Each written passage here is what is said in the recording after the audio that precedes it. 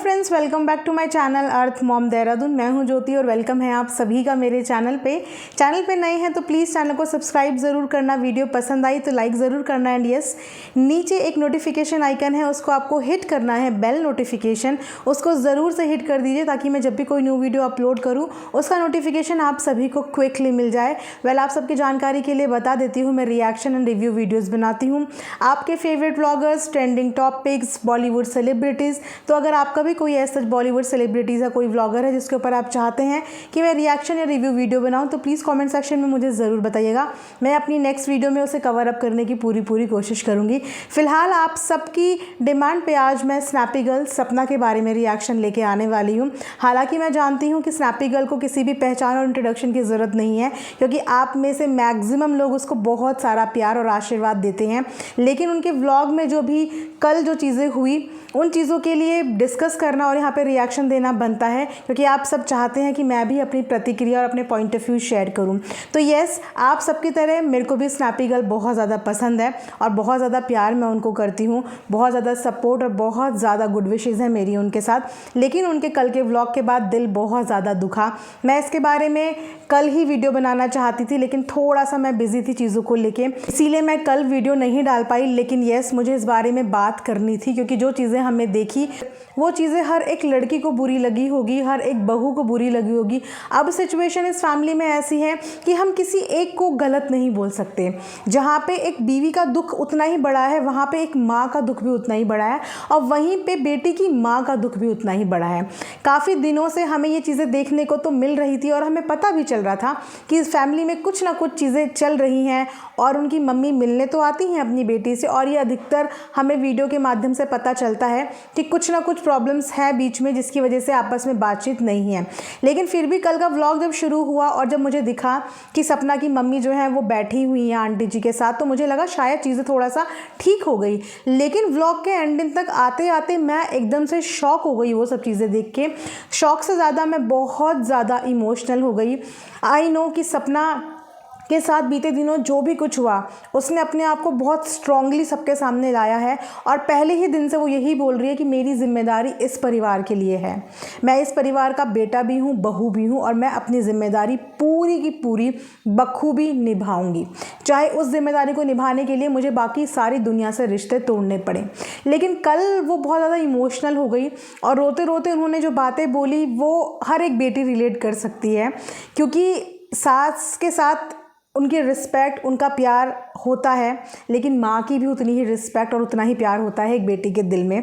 तो अगर बेटी अपनी सास के लिए डिसरिस्पेक्ट नहीं देख सकती, तो इक्वली बेटी अपनी माँ के लिए भी वो डिसरिस्पेक्ट नहीं देख सकती। जैसे एक बेटी एक्सपेक्ट करती है कि जब मैं अपने मायके जाऊँ या मेरे ससुराल से कोई मायके जाए तो मेरे ससुराल वालों की आदर इज़्ज़त में कोई कमी ना हो, वैसे ही एक बेटी ये भी एक्सपेक्ट करती है कि जब मेरे मायके से कोई आए तो उनकी भी आदर इज़्ज़त में कोई कमी ना हो।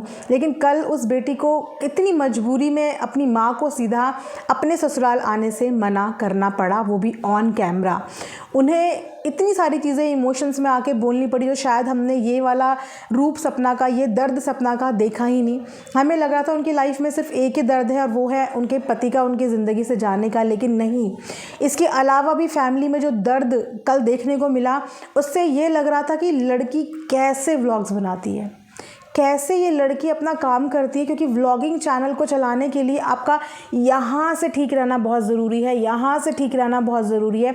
लेकिन जिस सर्कमस्टांसेस में वो लड़की इस समय फंसी हुई है, हैट्स ऑफ करेंगे उसके लिए कि इतना कुछ बैक एंड पे चीज़ें चल रही हैं, लेकिन उसके बाद भी वो अपने परिवार की इज़्ज़त को इस तरीके से बस पकड़े हुए है। उसने अभी तक अपने परिवार की इज़्ज़त को बिखरने नहीं दिया, लेकिन अपनी माँ के लिए कल उनका इमोशंस जो है वो बिखर गया।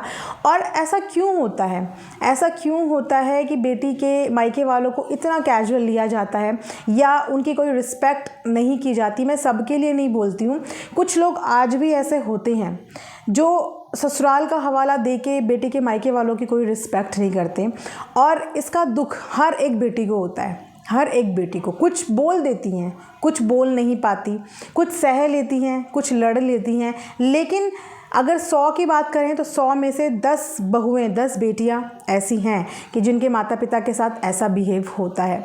लेकिन उनकी माँ की हिम्मत की दाद देनी पड़ेगी कि बेटी के इतना बोलने के बाद भी उनकी मम्मी ने अपनी बेटी को संभाला और एक भी लफ्ज़ उनके ससुराल के खिलाफ नहीं बोला। वो फिर भी बार बार मुड़ के उस दहलीज पे आती हैं जिस दहलीज पे उनकी बेटी को लगता है कि मेरी माँ की आगे बेइज्जती होती है, मेरी माँ की आगे रिस्पेक्ट नहीं होती है, मेरी माँ से कोई बात नहीं करता, वो एक कोने में पड़ी रहती हैं। इसीलिए मजबूरी में सपना ने अपनी माँ को कल बोला कि आप यहाँ मत आया करो, मुझे जब मिलना होगा मैं आपके पास आऊँगी, लेकिन आप यहाँ पर मत आया करो। ये मेरा परिवार है, मेरी जिम्मेदारी है, मैं पूरी इज्जत दूँगी, सब कुछ करूँगी इनके लिए, लेकिन बस माँ आप यहाँ मत आया करो, क्योंकि आप लोगों के साथ जो बिहेव होता है वो मुझसे देखा नहीं जाता। मतलब इतने टाइम से 1-1.5 साल से ये चीज़ें वो सफ़र कर रही थी, दिल में लेके बैठी थी, क्योंकि वो भी ये चीज़ें जानती है कि जिनके साथ मतलब आंटी जी, उन्होंने भी ज़िंदगी में बहुत बड़ा गम उनको भी मिला है, उनके 2 जवान बेटे ज़िंदगी से गए हैं, तो हम उनसे भी कोई शिकायत नहीं कर सकते, उनसे भी कोई शिकवे नहीं कर सकते। लेकिन उनकी मम्मी की रिस्पेक्ट ना होने का रीज़न ये मुझे समझ में नहीं आया। कल रोते रोते उन्होंने अमीरी गरीबी की बात की थी कि गरीब की कोई इज़्ज़त नहीं होती, तो क्या सिर्फ गरीब होने की वजह से उनकी रिस्पेक्ट नहीं होती? तो क्या उनका औधा, उनका गरीबी ये तब नहीं पता था जब उस घर की बेटी को लाया गया था? क्योंकि ऐसा तो हुआ नहीं होगा कि वो अब गरीब हो गए होंगे या वो पहले बहुत ज़्यादा अमीर थे। तो जब उस घर का रिश्ता आया था या उस घर की बेटी को लाया गया था शादी करके, तब भी वो उसी गरीब परिवार की लड़की थी, और उसके बाद उसी लड़की की दोबारा से ही अपने बेटे से मैरिज करा के पूरी दुनिया में एक बहुत अच्छा मैसेज दिया था इनके ससुराल वालों ने, जिसके लिए इनकी जितनी तारीफ़ की जाए वो कम है।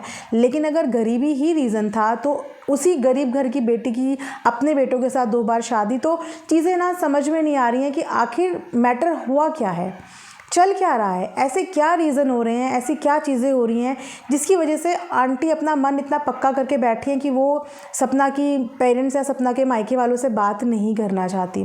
अब क्योंकि हमें पूरी चीज़ें डिटेल में नहीं पता, और जब नहीं पता तो मैं यहाँ बैठ के कुछ भी एज्यूम या प्रिडिक्शन नहीं लगाऊंगी। बस मैं इतना बोलूँगी कि जहाँ पे सपना अपने ससुराल के हर एक रिश्ते को निभाने की कोशिश कर रही है, हर एक रिश्ते को प्यार दे रही है, संजो के रख रही है, उनके खातिर वो हर दूसरा रिश्ता तोड़ने को तैयार है, तो थोड़ी सी उसकी खुशी का भी ख्याल करो। क्योंकि वो कितना भी मुंह मोड़ ले अपने पेरेंट्स से, लेकिन बच्ची अपने माता पिता से मुंह नहीं मोड़ पाती। लास्ट टाइम भी जब ये चीज़ें हुई थी, लास्ट टाइम भी उन्होंने जब अपनी मम्मी से बात की थी, तब भी अपने इन लॉज की परमिशन के साथ फ़ोन पे बात की थी।